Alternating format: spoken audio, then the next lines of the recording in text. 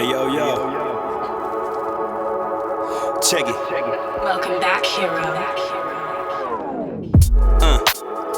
My word is my sword, Hokage and Batosai, pulling the blades out of the forge, yo.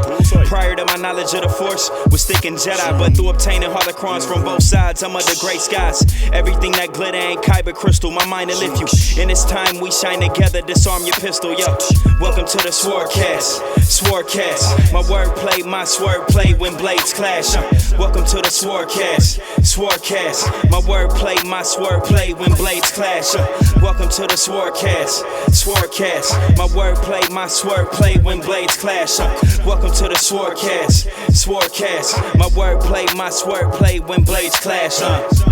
Shit. Man, that was my favorite Danny Brown ad-lib, man. Shit. Oh man, yo, what's going on? What's going on? We've just been getting slaughtered by technical difficulties. Yeah. No internet. Nope. No internet. Started the pod, didn't record it. Yep. What else happened? What you doing, bro? What you Not playing Pokemon, that's for sure. You not? Nope. On my phone. Not playing. Hey. How we doing? Yeah, we're doing good, man. Technical difficulties. A lot of them. Bro, today's just been a day full of, in the summer, I do my basketball camp for the kids up at Rochester University where I used to play at. And I gotta tell you, man, today camp started with no power in the gym. Wow. So today's been a rough day, man. But we were talking about this earlier. When I do camp, I always do trivia questions for the kids. And I do like 2 NBA questions, which the one today was one of the ones I came up with today was there's 10 active NBA players who have had a 60 points or more game performance. I answered these offline, so You did. I will spare y'all. And there's 10, and all they had to do was name 5. Hero actually answered it with no thought. And the 5 he had was, who'd you say? He said Steph, Dame, Jason Tatum, Devin Booker, and Bradley Beal, which is really dope. And then I think the next 5 was James Harden, Carmelo Anthony, who had one with the Knicks, Bron, who's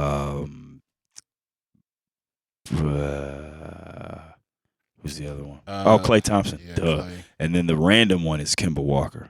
But it's episode 87. Episode of Ed McCaffrey is a dope receiver. He's played for the Broncos. His son Christian is a great running back for the Panthers right now. Episode Brandon Bricks for Hands. Oh man, you remember? Speaking of bricks for hands, do you remember Hanen from Little Giants? Yes. Hot hands. Why you doing this to me, fellas? Yep. I cut you. I wash you, clip your nails, put gloves on you when you're cold. That nigga had the yips. Kept dropping that My man, motherfucker. Hanen. Gee, hot hands. You ever catch anything? Caught a cold yesterday, Murph. Come on, man.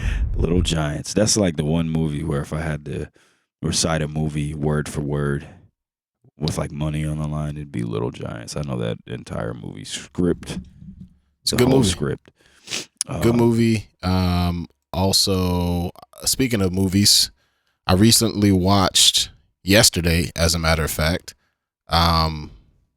What You Call. Oh, What You Call 1 or 2? No, Attack the Block with John Boyega. Yes. The first major John Boyega. Did you say they're making a sequel to that? They are. Yep. That's dope. Yeah, super dope. I'm really excited about that. Great actor. You just got to see that like John Boyega intensity for the first time in that movie. Yeah. Just a really interesting concept about aliens landing in a South London projects, and nigga John Boyega and his homies fight the aliens. It's dope. It's really dope. I remember you telling me about that movie a long time ago. I gotta check it out one day. It's kind of it's a little corny in because I think it was like it's one of those like cult classic movies that I feel like they didn't realize it was going to be as popular as it was. But yeah, no, it's fire. It's one of my favorite movies. Yeah, I'm gonna check it out. It's the movie that put me on like how dope South London, just like Black London culture is. That was one of the first shows that put me on. Their slang is awesome. It's so good. It's so much better than ours, man. It's not even close. Yeah, filthy Americans. But yeah, man. Other than that, I mean, oh, you know what? I watched a Disney movie with the family yesterday called Luca.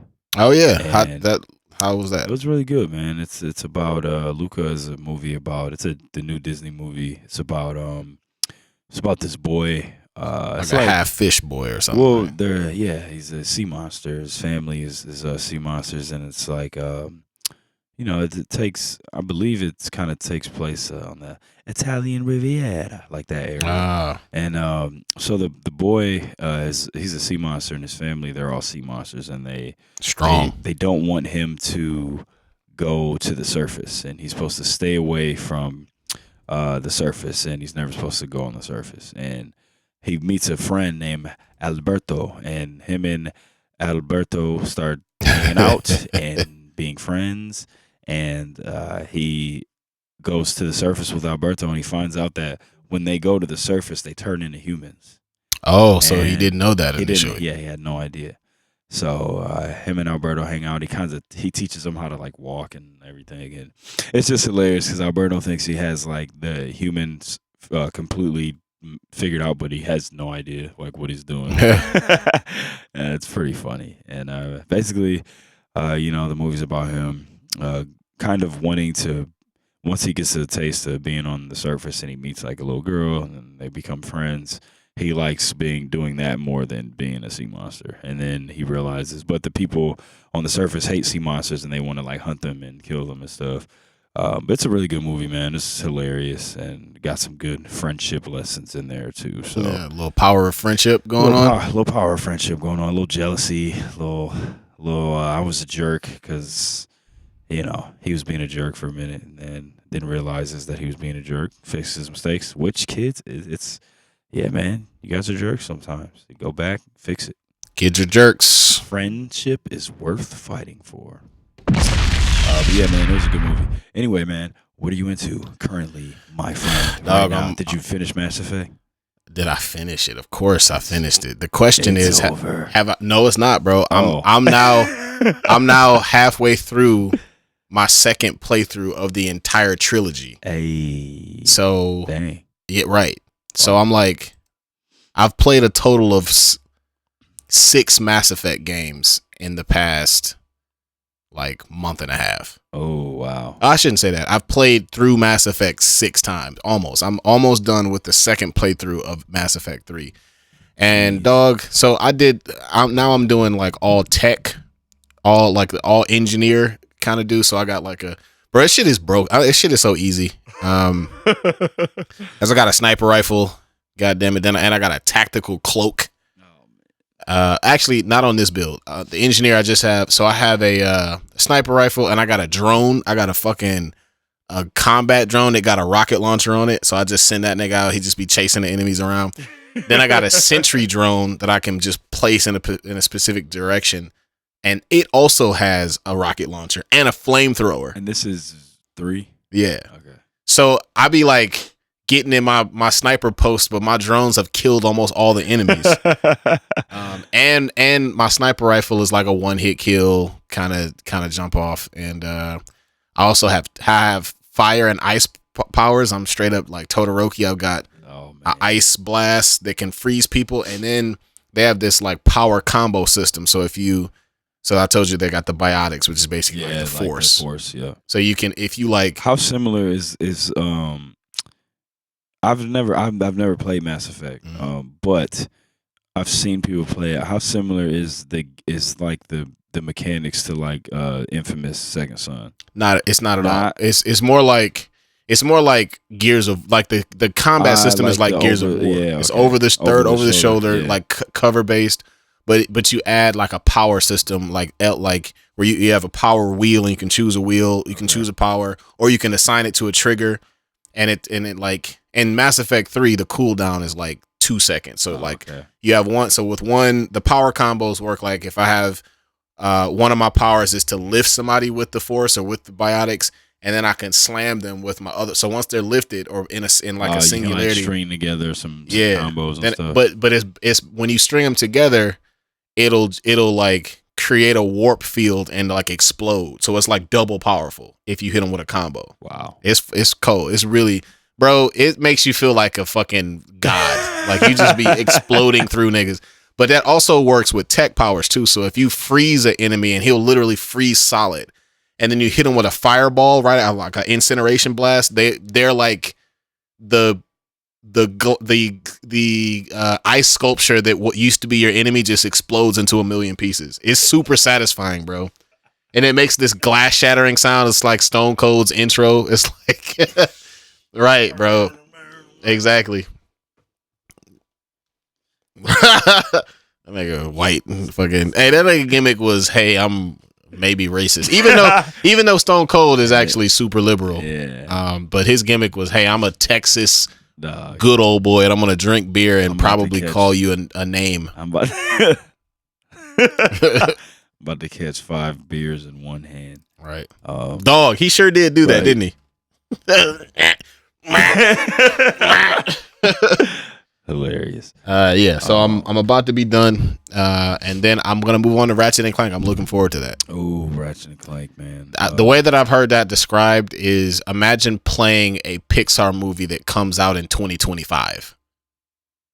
Playing a Pixar movie. That actually sounds incredible. Like they say the graphics are like the movie you just watched, like that. Like that's the graphics. Yeah. Wow, that's nuts. That sounds amazing. Right. I'm really looking forward to that. Yeah, bro. I actually went back and started playing Ghost of Tsushima again. Yeah. I just can't put that. I can't never leave that game alone for too long. It's a good game. I love it. But yeah, bro. I just been. I told you before. I actually kind of. I guess I've been kind of into some comic books again. I actually know a guy. Actually, did you stop it? No, it's all good. I don't know what just happened.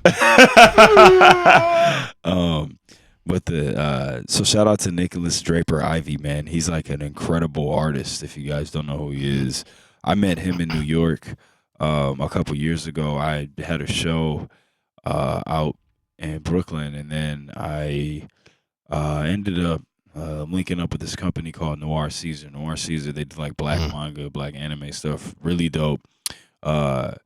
The guy that runs it, Johnny, he played in the NBA for a minute, and he was pretty good. Yeah, he was all right. And he hoops overseas, like a big fella, like about 6'8", 6'9", can handle the ball, jumper. Shoot. Yeah, he's a good player. He kind of runs that company, and they had like a pop-up shop in New York, and I met Nicholas Draper Ivy there, who's like amazing artist, man. Like I'm talking about like literally one of the greatest of all time. He's so good. He's black. He's from Detroit, actually. Oh, yeah, like all the bonuses from Detroit, actually. But he's my brother. He's out of New York, but he actually is doing the art for the new Static Shock comic. Okay. And I went. It dropped last Tuesday. I went and picked it up. Got a couple of the variant covers. I'm gonna have him sign them next time I see him. But the art's incredible. The book is fire. It reminds me a lot of like the Miles stuff, man. Yeah. Like it's really good. It's really black.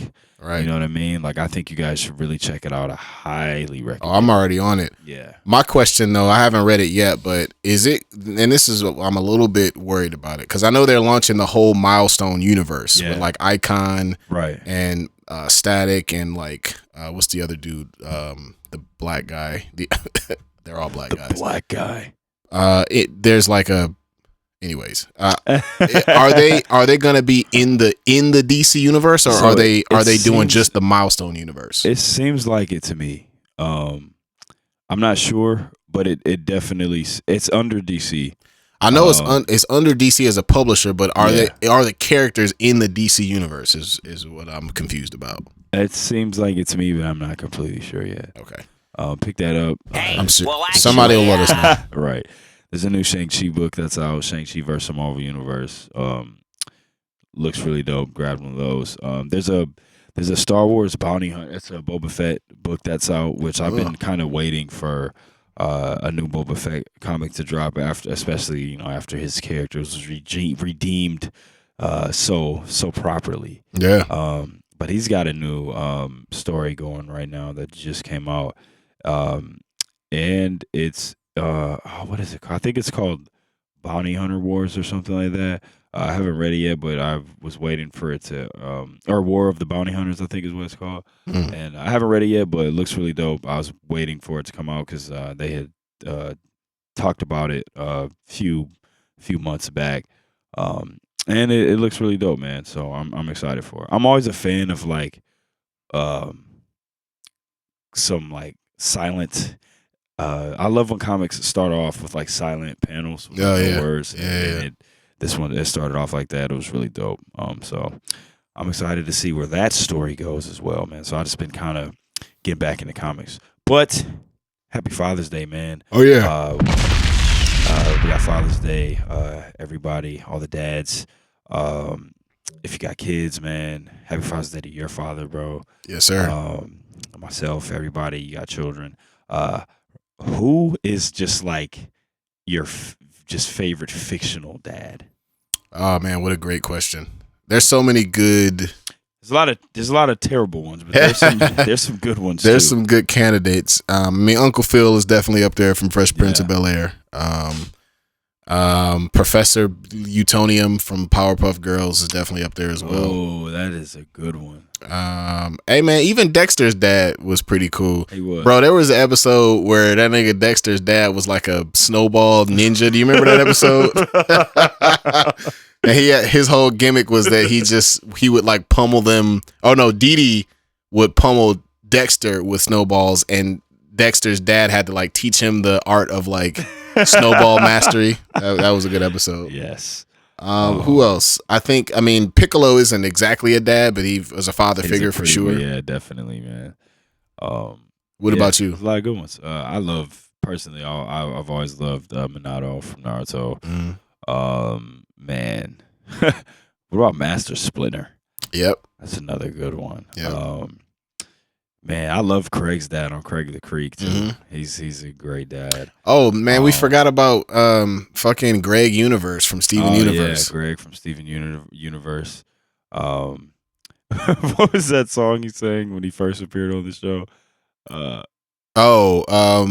Let me drive my van into your heart. Let me drive my van into your heart. That song was actually fire. Yeah, bro. The music is just incredible in that show. Music's so good on Steven Universe. But yeah, man, a lot of good fictional dads. Who's a fictional dad that you just cannot stand? Goku. That's kind of off top. Oh, bro. You know who actually is worse than Goku? Who I feel like we've let get away for a long time? Oh. Nigga, Hihachi Mishima, bro. Oh my god. This nigga threw his son into a volcano. He threw his kid into a volcano. And then strapped his grandson to a rocket and shot him into space. Dog, he is. And Kazuya not much better because Kazuya. Hihachi Mishima the worst dad ever. Bro, you can't really beat throwing a nigga into a volcano, bro. Oh, I'm sorry. Let me get it right. He threw his son off a cliff, dog, and then to get revenge, Kazuya threw him into a volcano. Yeah. They have one of the worst like family trees ever. Dog. One, it's confusing. It is. He's got like tons of children. Yep. And he's got kids who like isn't Lee Shaolin one of his kids? He's adopted. And then Lars is. I think Lars is either Kazuya's illegitimate child or Hihachi's illegitimate child. Yeah. There's a lot going on there. And then Akuma from Street Fighter is like in the picture somehow. Right. And like, is he maybe Kazuya's dad? Maybe it's like a little bit implied. Oh man, yeah. Tekken family bloodline is all over. That's my headcanon says that Akuma is Kazuya's dad because like pretty nuts. Literally everybody got a power except for Hihachi. Yeah. Jinpachi, his father is like a super demon, and then you got He actually got all the hands. He martial arts master, but then hey, my son is a fucking super devil, and then his son is a super duper devil. Well, he was chasing that power. Yeah, and he was jealous. That's why he threw Jin, and that's why he threw his son off a cliff. Yep. Yeah. He was jealous, and he was also scared that he would eventually, because shout out to Heihachi for being like 105 and still like scrapping his superpowered son to a standstill, basically. Yeah. He's got hands for sure, and an iron forehead. He's a freaking psychopath. Yep. What about so when we say Goku, right? Mm-hmm. What exactly? Because I agree, right? I think Goku's not a good father. But what do we think makes him a bad? Because I think when we always talk about Goku being kind of a crappy father, crap dad, we a crad, if you will.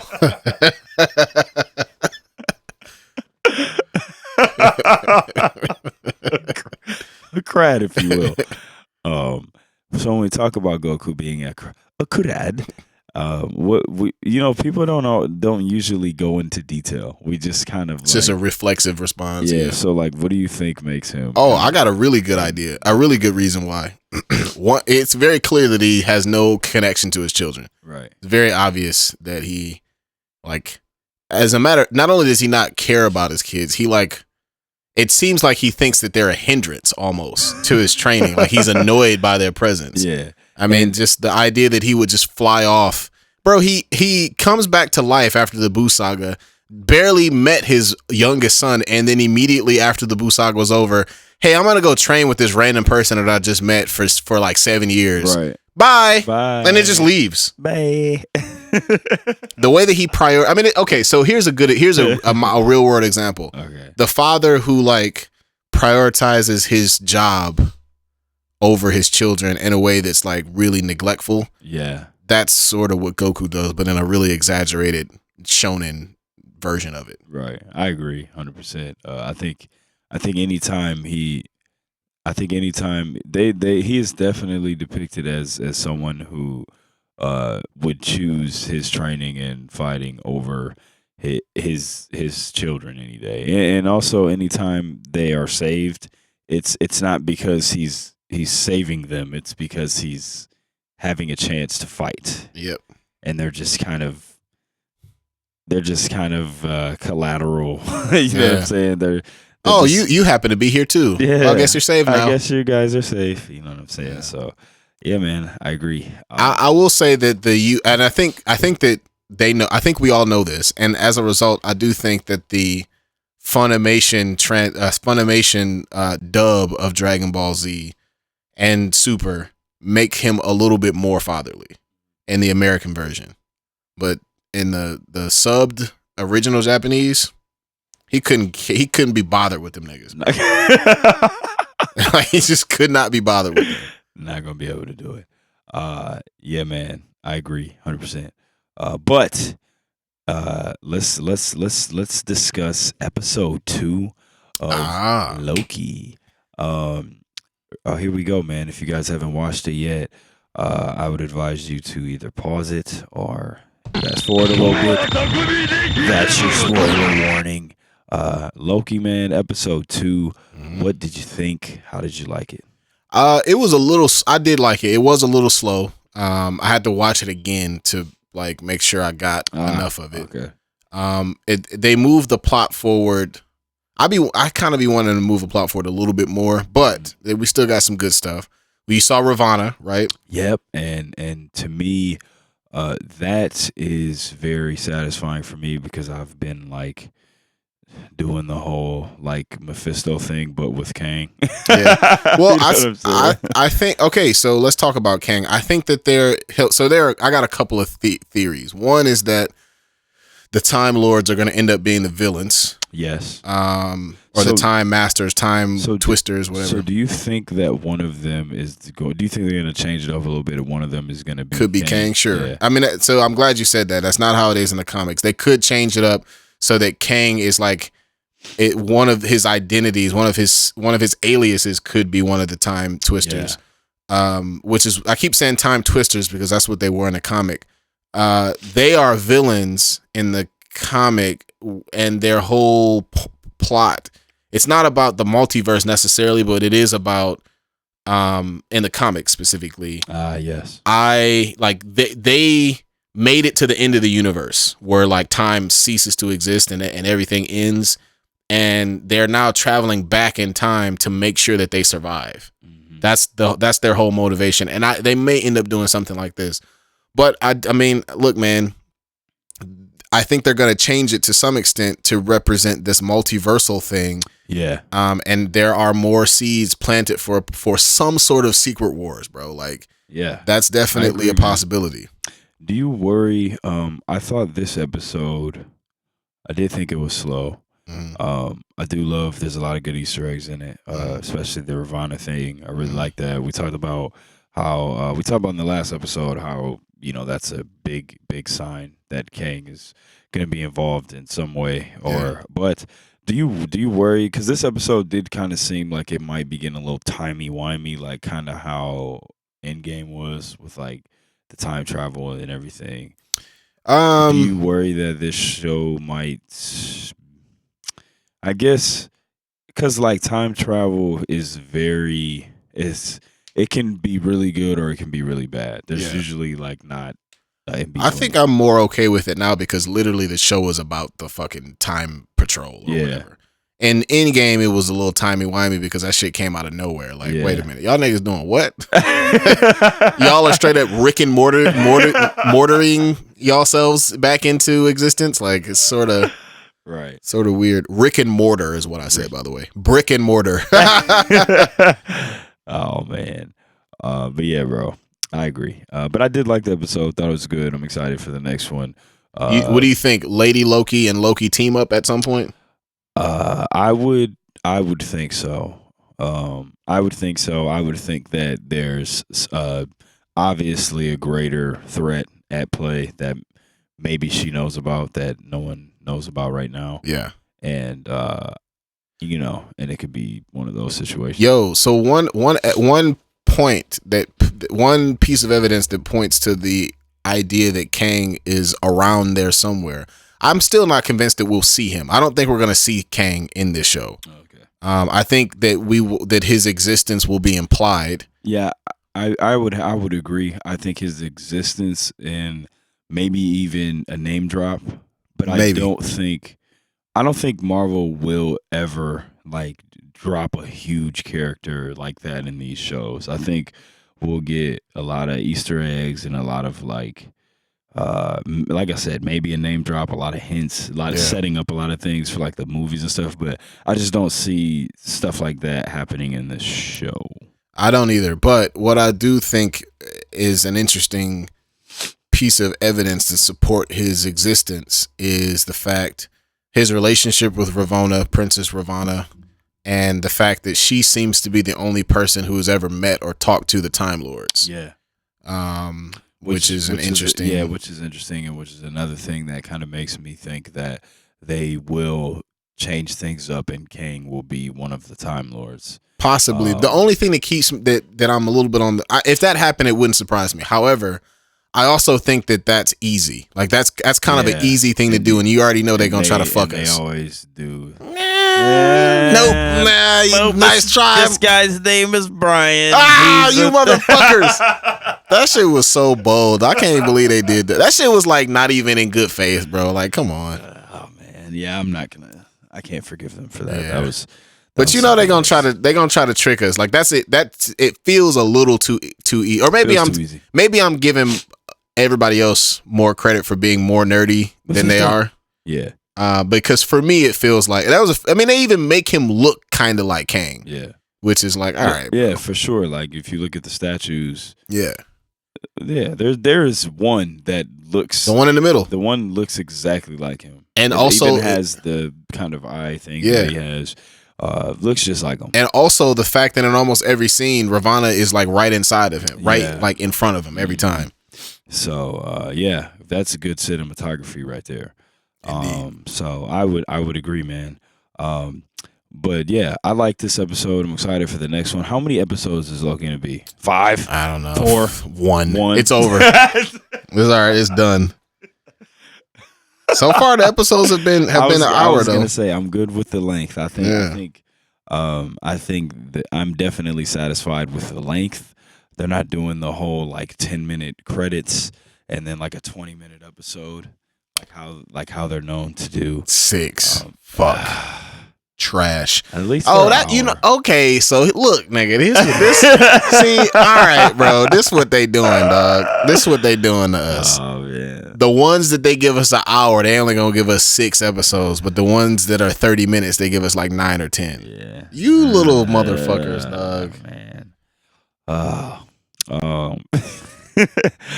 I am looking forward to the next one. Yeah. But yeah, bro. So a couple episodes ago, we were talking about like the teen questions, right? Yeah. Was the most important? I think we did album of your teen years, and then we did most important. What did we do? Show, right?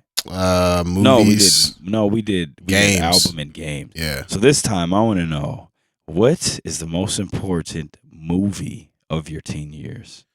Oh man. Okay, so let's be specific because I was a teenager through half of college as well. Right. And those I think matters. Does that matter? Because I feel like those are very different time periods. They are time periods, right? You're young. You got your young teens, and then you got your older teens, which I think are important because now you're like an experienced kind of, and I think because that's when you kind of know what you like. Yeah, a little bit, not completely, but you're kind of you're starting to figure out who you are a little more than when you're like a 14-year-old, idiot. Yeah. You're just... I gotta think about this, man. Because the first answer that comes to mind is The Matrix, but... That's a really good one. The Matrix, I didn't see the first Matrix when it first came out when I was in high school. I didn't start... Oh, that's not true, because I saw the second Matrix...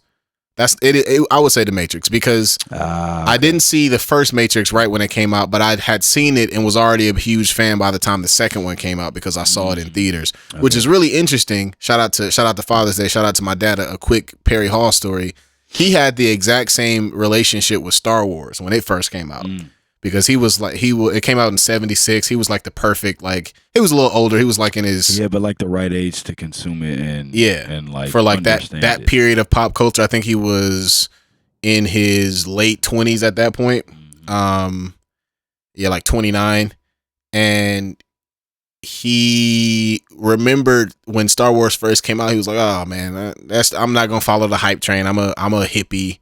Yeah, I'm gonna fucking go to Woodstock and do a bunch of drugs and fucking go to Harvard for a while and not worry about this pop culture shit. Then he happened to catch it on like cassette tape or like fucking something. He happened to watch it and it was like, yo, this shit is actually amazing. Right. And was among the first people to see, like when Empire Strikes Back came out, he was there to see it the first day.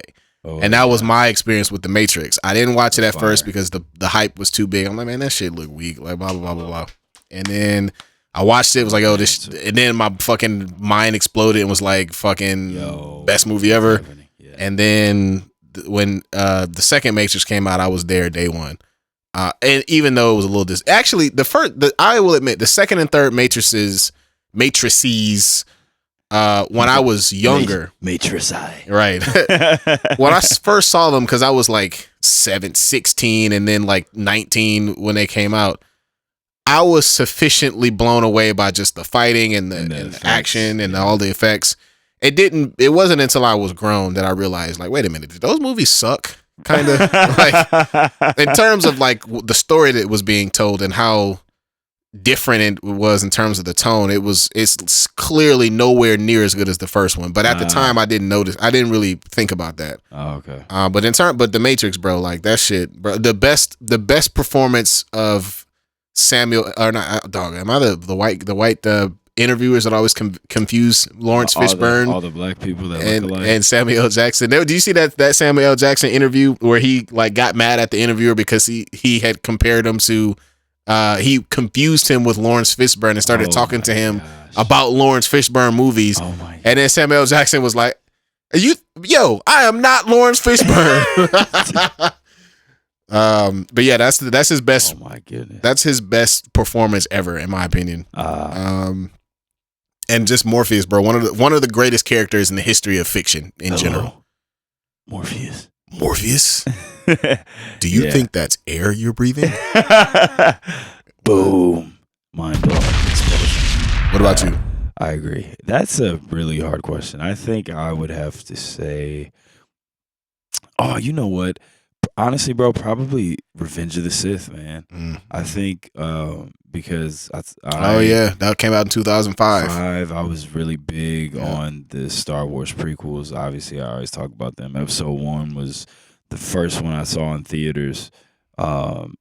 Changed my life. Was obsessed with Star Wars after that. That's the one that made me like go back, watch all the old ones and everything.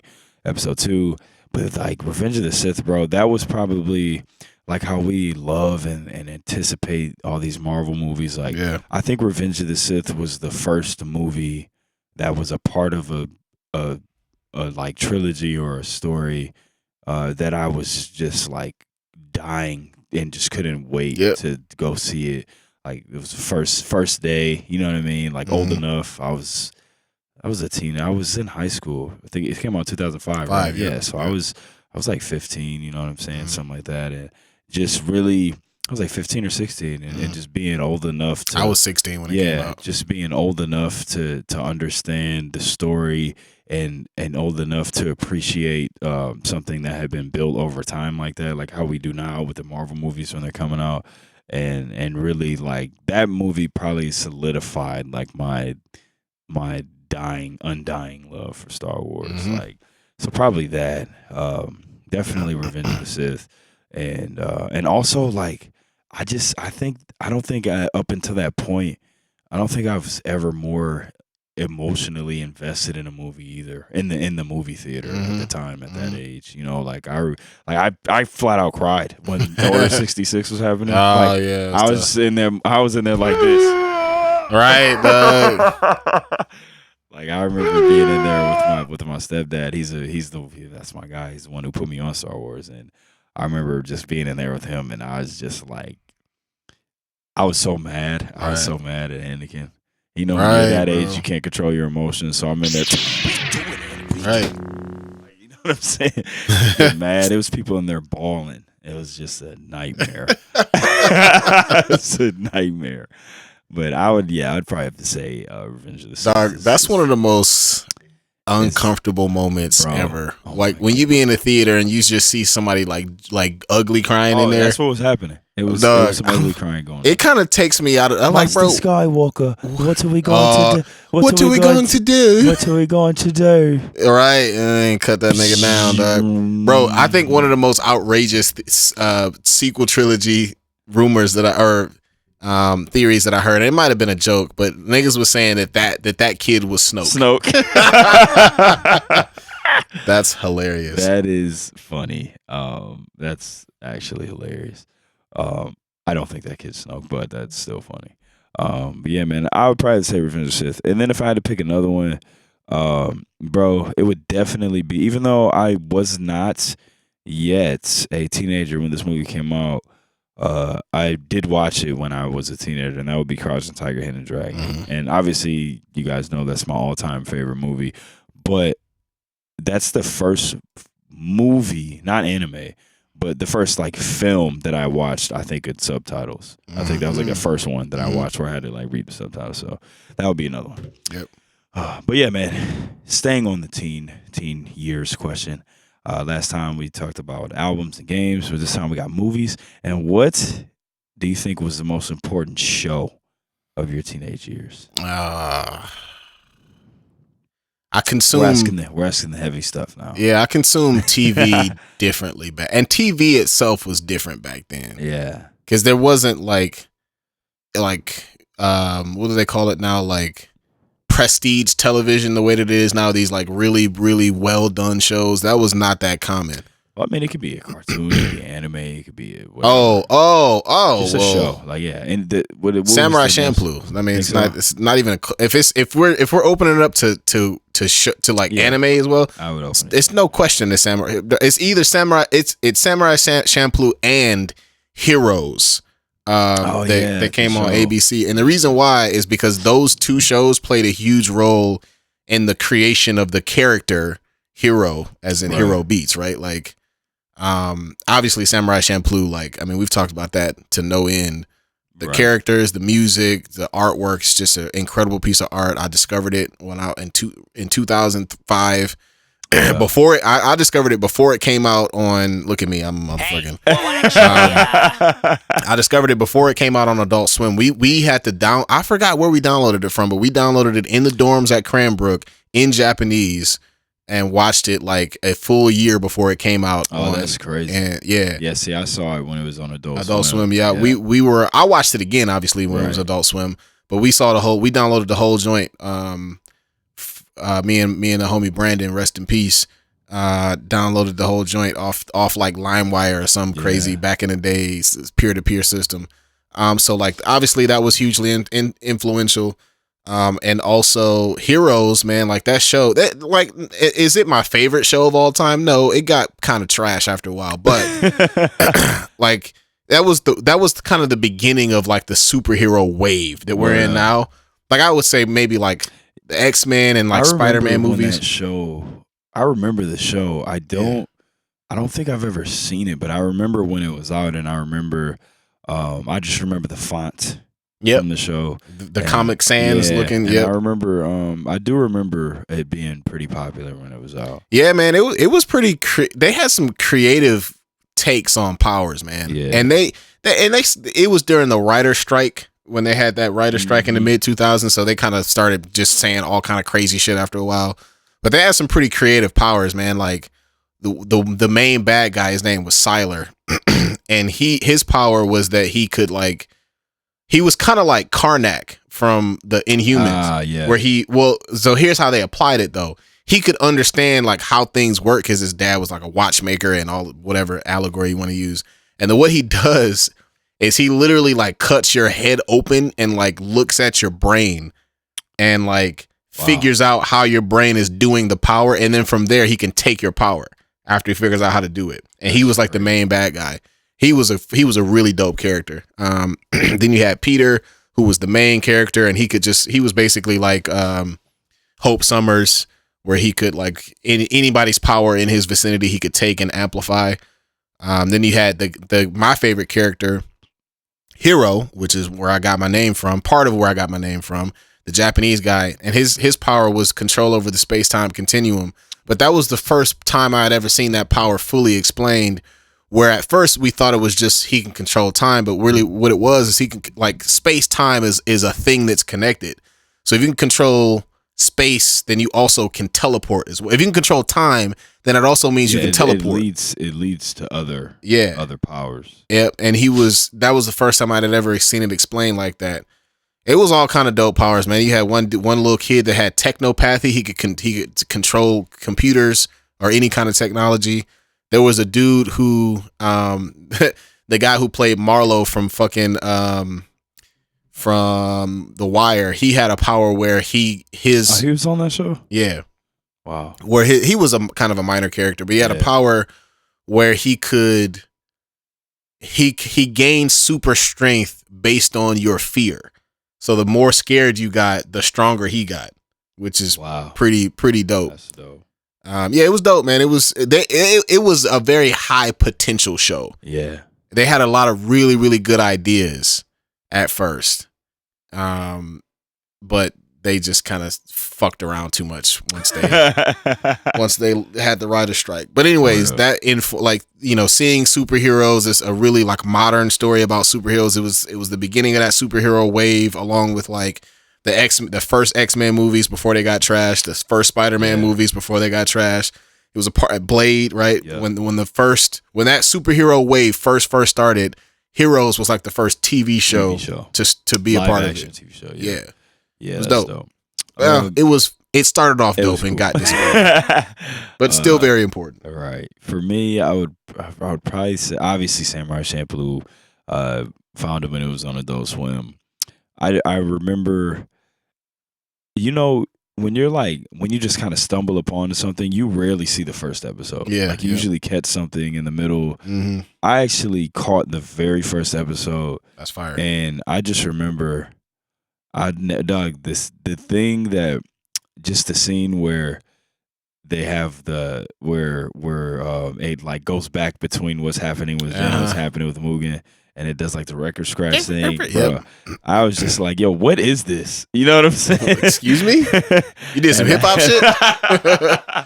You know what I'm saying? And I just remember that show like blowing my mind, and then like catching it like very, very, very like close to after I had watched Cowboy Bebop for the first time, and like catching that like very soon after. Like I was like, yo, like anime is like, you know, above there's so much like outside of like the shonen stuff, right, you know what I mean?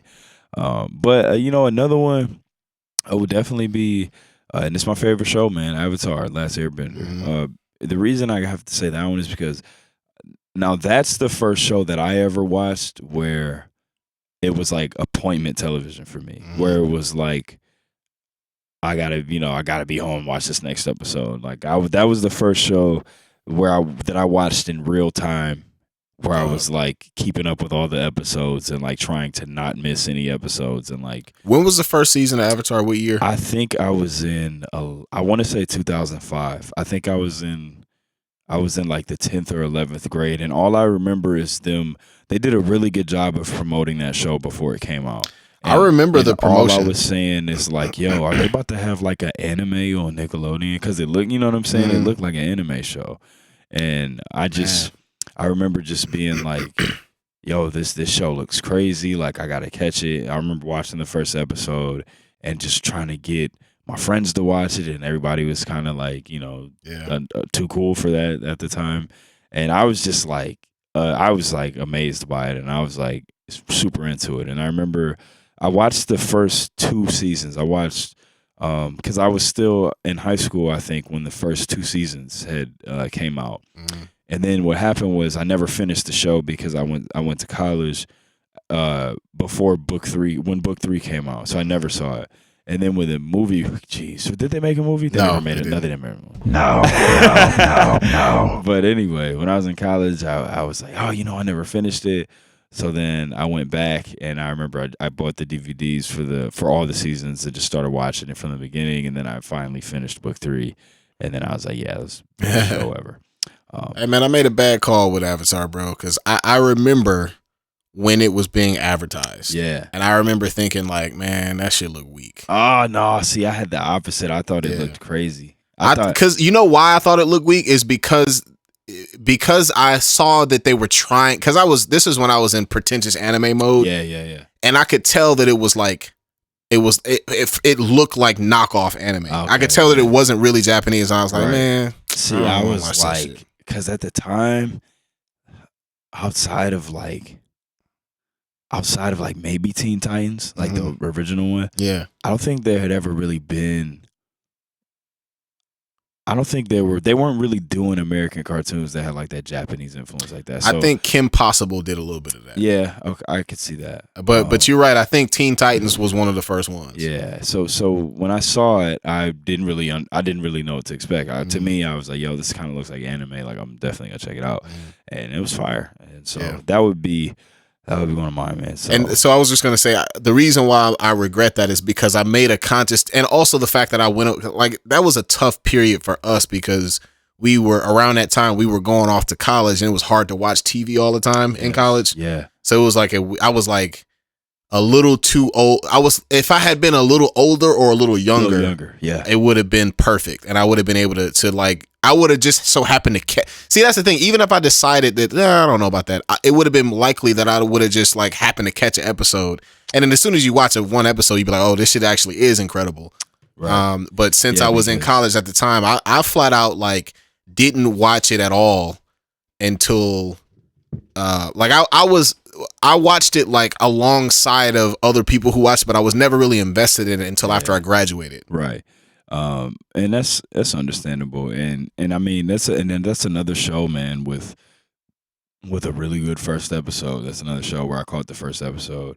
And another thing about like that show, really, they kind of come out the gate like yeah, this is on Nickelodeon, but like this is kind of for this is for the teenagers and the like young adults out there, because there's some pretty heavy episodes. Like there's an episode called The Storm, where it's that one where he gets caught in that storm, and it like kind of tells it kind of fills you in on like everything that happened, and it's a pretty dark episode actually. I think it's not one of my favorite episodes because it's not enough air combos in it. But I think it's one of the, like, you could maybe argue it's the most important episode of book one because of the tone that it sets for the show. So yeah, man, I would say Samurai Champloo and Avatar: Last Airbender. Strong. Boom. All right, man. We're not doing a tier list today, guys, because we got some technical difficulties going on. But we are doing You Can Only Pick 3. Let's pull it up. Let's pull it up. Bang. NBA playoffs been really fun, man. I'm enjoying seeing all these new. It's cool, man. This is cool to see. Not only see like the next generation, but they're so good already. Yeah, you know what I'm saying. Trae Young, just seeing these young guys, Devin Booker, Trae Young. I mean, I really wanted Kevin Durant to get to the next round, but Trae Young on this stage, the Hawks, and period in general. Devin Booker, Aiden, who is a great player in Phoenix. It's dope, man. It's dope. Seth Curry, been playing really well too. I don't know if you guys. I only noticed this. I'm an unhealthy, obsessive Warriors fan, but he did the same pose. The game 7 pose. Oh, I love it. Steph did it. That's dope. Warriors. That was pretty cool. But yeah, I think Seth has been. He's a good man. He's a good player. I wanted the Pistons to when he was a free agency. I flat out think the Mavericks like really miss him. I think they could have used him a lot. No kidding. But yeah, man, you keep filibustering. I almost got it. Keep filibustering. Oh, here we go. Okay, I got it. I was about to. So Father's Day. Yeah, we got some anime dads. Anime dads up here. I mean, hey, man, some of them are good, some of them are bad. Some of them are good, some of them are bad. Some of them are evil. Holy shit. I mean, base it on whatever you want, man. Pick 3, anime dads, Father's Day. It's a lot of shit dads on here, bro. Jesus Christ. Wow. Oh man. What's the dude here from Yu Yu Hakusho? That is Yusuke's dad. Is it? Okay. Yep, that's Yusuke's dad. He looks like a piece of shit. He actually was not. He was a demon and he was very strong. His name's Ryzen, but he was actually, his story is pretty cool, pretty interesting. He's got a good story, so bro, I actually liked him. He was good. I'm having trouble picking a third, like, because so many of these dads are shit. These dads are, yeah, man. All right, let's get it started with the Prince of all. A lot of toxicity on there. The Prince of all Saiyans, bro. The Prince of all Saiyans. Vegeta. This guy, best character development ever in the history of anime, maybe, bro. Yeah. Certainly in the history of shonen anime. What a great character he became, but how good of a father has he always been? I don't know if he's been that great of a father, dog. Hey, man, I think Vegeta's character has changed so much because of him the being fatherhood. a father. Yeah. Yes. That's a good point. Bro, he straight up doesn't even want people to touch his baby. But he don't care. He don't give a fuck about Trunks though. It's just Bulla that he does that with.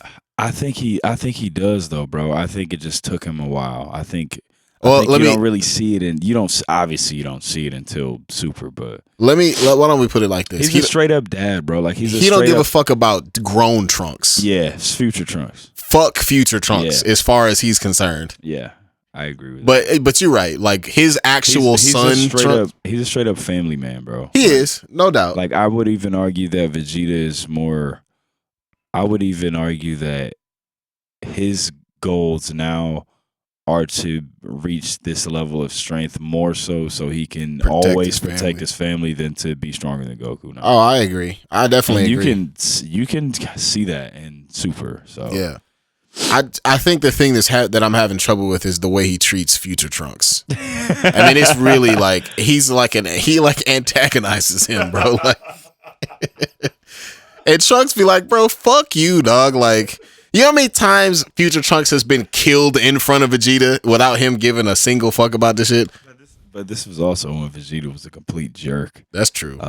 In the Goku Black saga, he's a lot more. Yeah, they had some moments fatherly, there. Yeah. But he even in the Goku Black saga, he was still like looking at that nigga like, nigga. But so I'll, bro. When Cell went, bro, but you're talking about when Vegeta was a piece of he was a jerk. But dog, Cell straight up killed him, bro. I feel no like reason. feel like Cell killed Future Trunks like 3 times in that one arc, bro. Like he was just an innocent bystander, just caught a death beam. He sure did, bro, because he lost to him when he got to Super Saiyan 2, but he just bulked up and he lost the speed. Remember, he was actually the first person to hit Super Saiyan 2, but he did it the wrong way. Yeah, he did. It was like the 1.5 with all the power, strength, but none of the speed. Yeah. He was out there looking like Broly light. Right. So Vegeta may have a spot. We'll see. Then we got Naruto, Dad Naruto, the Hokage Naruto. And I'm not really up on Boruto as much, but I understand that he does. So one of the interesting things that I did notice is that Naruto is having a little bit of a hard time in the beginning. Yeah, with being a father. Well, I think balancing being Hokage, not wanting to. Boruto's a jerk though. Yeah, but Boruto's a kid though. Like he is. But I think Naruto was having trouble connecting with him because he came from a time where he grew up in war time. There's now like he's Hokage, his son's really spoiled, and there's like this peace era, so he just doesn't really understand his kid. His kid's a jerk, so. That's true, but y'all see you OG Naruto niggas, goddamn it, man. Y'all can't be mad at a little kid for being a brat. What little kid isn't a brat? They're all they get to be brats. Yeah, that's true. They are all kind of, but nevertheless, Naruto had some struggles with relating to. And what I thought was interesting in terms of legit character development was kind of mirroring what he experienced not having a father figure and like kind of dropping the ball a little bit by like being not as present for his own son and I think he even said something in one of the episodes where he's like, yeah, sometimes I look at all of the people in the Hidden Leaf Village as my kids. Yeah. Which is kind of a tough thing to tell your kid, and it's a responsibility as the Hokage for sure, and that's a hard thing for him to balance. But from what I understand, he gets his shit together. Goku, no, all that needs to be said. Bardock, on the other hand, I think Bardock is going to be my first keeper. I love that. Bardock is dope, man. Bardock. So there are several Bardock stories. I actually like the most recent one. Me too, man. I thought the recent Bardock depiction was really good. Yeah, early movie. Even actually, so that one, but also there's another one where they show Broly going Super Saiyan. Have you not seen this? What is that from? I can't really remember. It's like it came out like before or like around the beginning of Super. It's like a movie, like an OVA kind of thing. Bardock movie. There's there's at least one Bardock. There's 2 Bardock movies. Yeah. There's the old one, which was good, but I think the new one is like a updated version of that. And in that version, he gets like stuck on a planet, and you know he's a Saiyan, so he's like kind of a warrior spirit, but he's also like really honorable, even when he was evil. And I don't know evil is the right way to describe him. But even when he was about, hey, I'm about to conquer this planet, he was still on some honorable shit. Yeah. And there was something that happens where he gets stranded or something like that and like forms a relationship. I think he like goes back in time or some weird shit, or goes forward in time or something. Some timey-wimey bullshit happens, and he gets like. I think he goes back in time and he forms a relationship with these people on this planet that he gets stuck on and becomes like their champion, and he kind of becomes like a good guy, sort of. His heart softens, and then there's something that happens where he goes Super Saiyan, and I think what happens is that they retcon Bardock to be the original Super Saiyan that Frieza was talking about. Oh, that's really dope. I think that's what happens. Somebody will correct me if I'm wrong. actually, So what is it like OVA? I don't think I've ever seen that. Yeah, let me see. Let's look it up right quick. I've seen the old Bardock movie. Yes. Obviously, I saw the Broly movie. Right. The Super movie. Bardock movie 2. Yeah, it came out in 2011. Oh, it's called Dragon Ball Episode of Bardock. Ah, okay. I gotta check that out for sure. Yeah, and it's a 3-chapter manga. Can you send me a link to that? Yes. Text it to me. It's an anime film. It's short. It's only like 20 minutes. Yeah. But I want to see that. yeah, blah blah blah blah blah.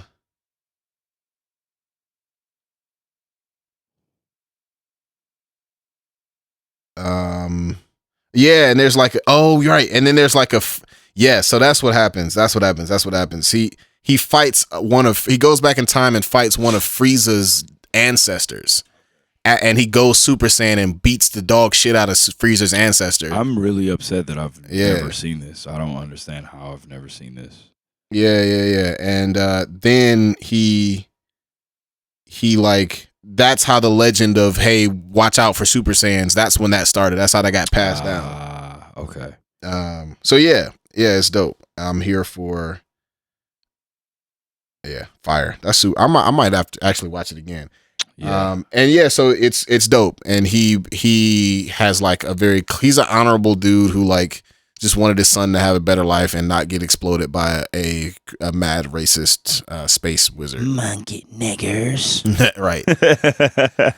So shout out to Bardock, first keeper. Freezer, huh? My kind of guy. Put the title on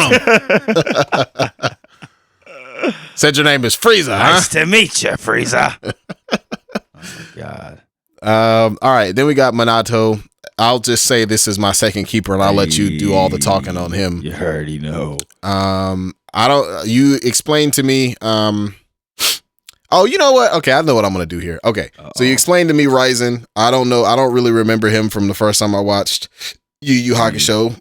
So as such, I'm gonna not have him as my keeper. Okay. Then we've got Gon's dad, who I can't remember his name. Jing. Yeah, he's like a madman, isn't he? Isn't he kind of crazy or something? He's not crazy. He so I'll talk about him because I have an interesting take on him. Okay. Thanks to Sly from the Discord, man. Oh, strong. When we did I used to hate Jing. I thought Jing was a terrible father. Mm. Sly really the homie Sly, aka Samurai Champloo, he's a good friend of ours. Yeah. Funny. Hilarious. But he actually really he came with a perspective on Jing that I've never heard before, and I kind of changed my opinion of him a little bit. Word. A little bit. Okay. And then we got maybe one of the worst fathers of all time in Endeavor. Did you skip Yujiro? No. Oh. I'm coming back to Oh, Yujiro. jeez. I think Yujiro is actually going to be my third keeper, bro. Let me tell you why, bro. I don't think this is just my opinion. Yujiro got a little Heihachi machine. in him, Bro, I don't think he hates his son. He's crazy, no doubt. Yeah, he's a psycho. There's no doubt he's crazy, and he's not a good father. I certainly wouldn't say that. But I don't think he does what he does out of hey, wants him to be the right. I think it's because sometimes anime will just throw, hey, I'm an evil father and I just want to kill my son just because fuck it, right? Just because the plot needs a bad guy. Right. It's not one of those things. I think Yujiro really just wants his son to have all the hands and feet, and just it will fucking make that shit happen by any means necessary, Right. even if that means, hey, I'm gonna beat you to an inch of your life. Right. Also, dog, Yujiro Hama, bro, he straight up had a conversation with Muhammad Ali. Dog, he did. And got activated. And I was like, bro, I can't not fuck with you now. He was on some like, bro, them niggas is racist, bro. Like, I don't know why you deal with that shit. And Muhammad Ali was like, you know what, you right, motherfucker. Why do I deal with that shit? So I honestly, just for the sake of controversy, bro, I think I'm gonna go with Yujiro Hama as my third keeper off the strength of like, I think he gets a bad rap, and I want us to re-explore the motivations behind the way Baki and his father. Like, it's not. I don't think it's as antagonistic as it appears to be. Now, is it the way that I would raise my son? No. Of course not. This is how you form generational trauma right here. But not more than what Vegeta did to fucking grown Trunks. Not baby Trunks. Baby Trunks and Bra and Bulla. Wait, is it Bra? Which are they? Are there 3 kids? Who is Bulla? 2. Bulla must be, that's Trunks' daughter, right? Or Pan's daughter or something like that. Pan is Gohan's daughter. I know, but there's a child eventually named Bulla. Yeah, I think that's Vegeta's daughter. So then who's Bra? Are they both Vegeta's daughters? One of them is somebody's like granddaughter. I don't know. Fuck. Anyways, not sure. Those are my keepers. In a shocking upset, Bardock, Minato, and Yujiro Hanma. Yujiro Hanma. Hey man, we gotta get a spicy take in there every now and then. I'm not mad at it. All right, let's go. Father's Day edition. You can only keep 3. First, we got Vegeta. I already said, man, I think Vegeta's got the best character development in Dragon Ball. Not even close. Yep. Flat out is a loving, caring family man, even though he doesn't like to show it. Then we got Hokage Naruto. Probably my favorite just character on this list. I love Naruto. Love seeing him as Hokage. It took him a minute, but he came around to being a good dad, and he. Oh wait, hold on, real quick. Okay. This Bra is the Japanese name for Bulla. It's the same character. Okay. Same girl. Gotcha. Got it. But yeah, man, he came around and he really just has that quality that his dad had. Like he's at the drop of a dime would die and give everything to save his kid and his family. So love him. He's actually gonna be my first keeper, man. Hokage Naruto. I love him. And then we got Goku.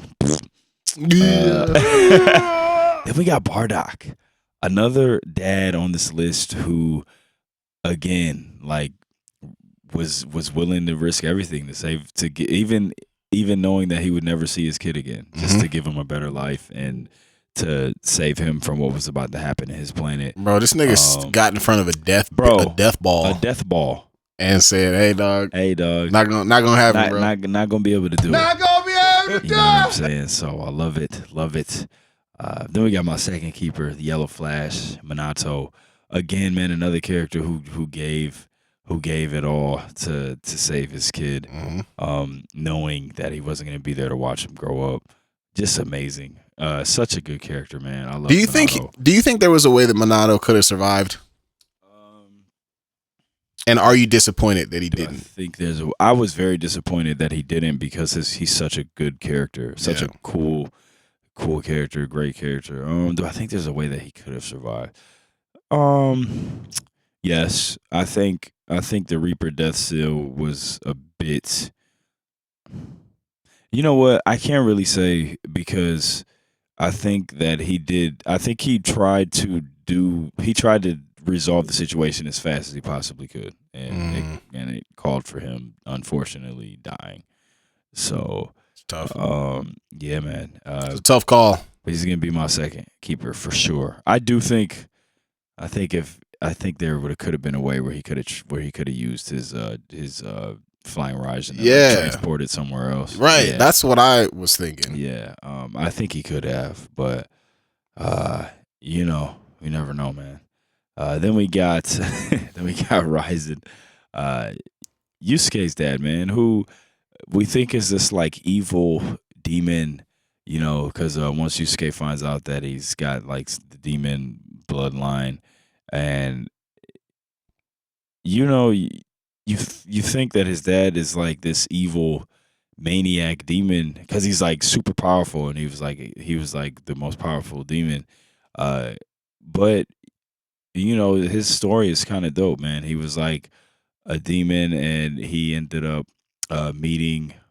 He fell in love with like a human woman, and you know what I'm saying. And his story was actually kind of sad because all the people, the demons wanted to kill humans, and he didn't want to like kill humans. He didn't want to kill humans. I actually think, I don't remember because I haven't seen it in a minute, but I actually want to say that he died because he refused to eat humans anymore, and he like starved himself to death, and that's how he died.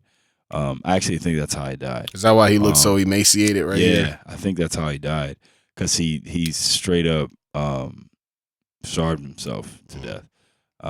And Yusuke actually gets to train with him before he dies and stuff. So it was, yeah, he was a sweet character. I actually liked him a lot. Then you got Yujiro, who I kind of agree with what you're saying about him. Crazy, yes. Abusive, yes.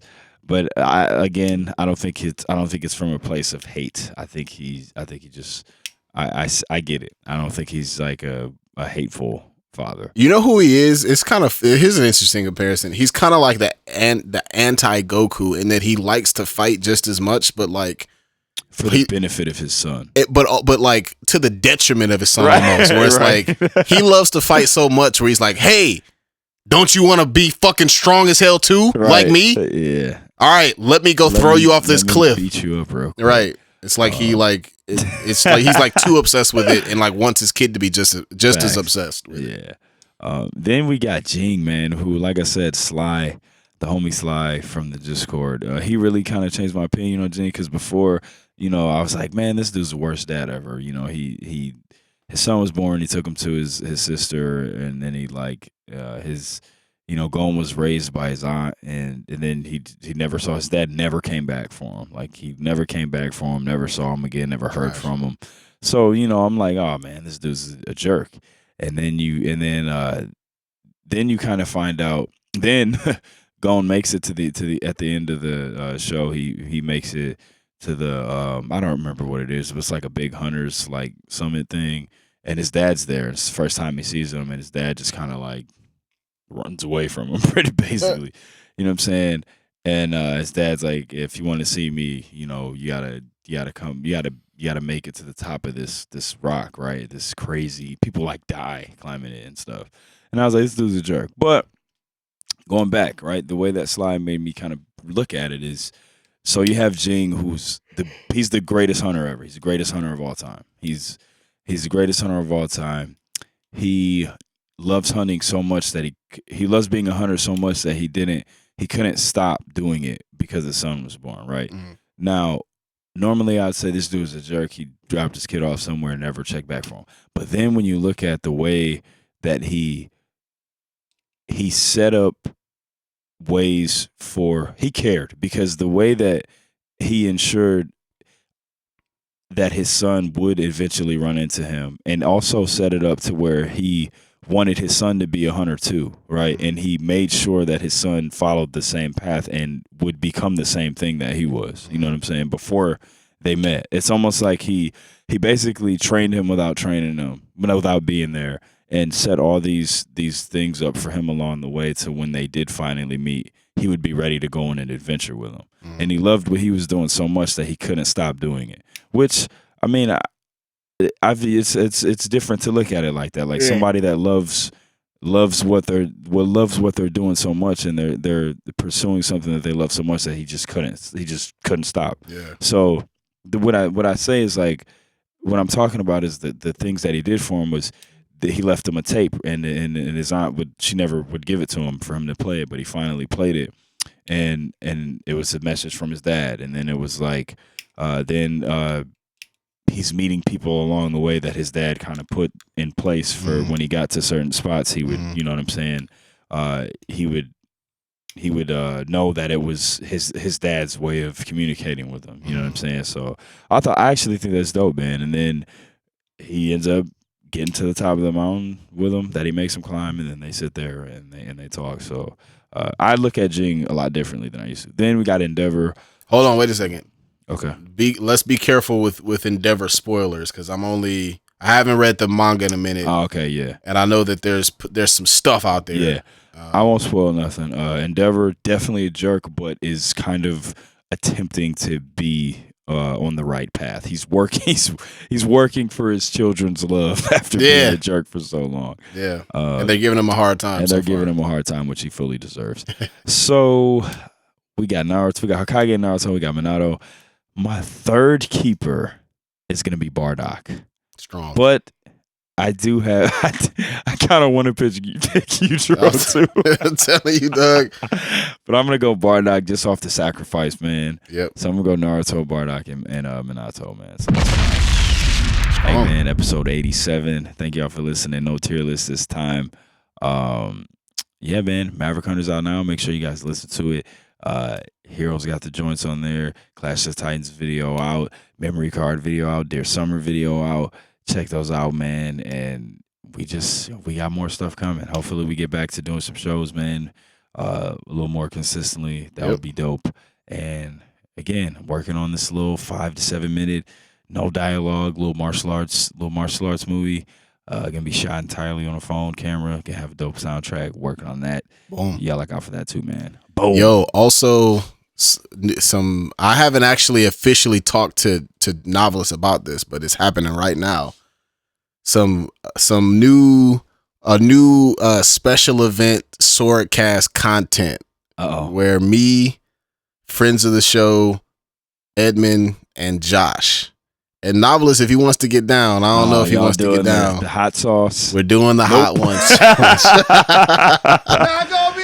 Dog, we're doing the hot ones challenge. I got the sauces. Josh and Edmund got the sauces. Holy crap. we're gonna air fry some chicken wings. Holy crap. We're gonna put it. We're not gonna live stream it, but we're gonna put it on the YouTube. I'll be down to cook the chicken wings, but I ain't. I will not. I probably won't partake in the it's gonna be it's gonna be, bro, this shit got potential to be like all-time great funny shit. It's gonna be hot to say the least. So yeah, man, look out for that. I'm gonna try to, if I can coordinate with Josh and Edmund, I'm gonna try to do the taping this Saturday. We'll see when it comes out, but look out for that. It's gonna be fucking awful, but it should also be hilarious. I'm gonna try to get some, shout out to Hot Ones if y'all watch the YouTube. I'm gonna try to get some music and some like special effects and shit when niggas start coughing. Fucking put the sound effects around them. Hey, yo. That's just gonna be dope. I'm excited about that. So this will be some funny little bonus content for y'all. All right, man. We out of here. My word is my sword, Hokage and Batosai, pulling the blades out of the forge, yo. Prior to my knowledge of the Force, was thinking Jedi, but through obtaining holocrons from both sides, I'm under gray skies. Everything that glitter ain't kyber crystal, my mind to lift you. In this time we shine together, disarm your pistol, yo. Welcome to the SwordCast, SwordCast. My wordplay, my swordplay when blades clash. Welcome to the SwordCast, SwordCast. My wordplay, my swordplay when blades clash. Welcome to the SwordCast. SwordCast, my wordplay, my swordplay when blades clash. Welcome to the SwordCast, SwordCast, my wordplay, my swordplay when blades clash.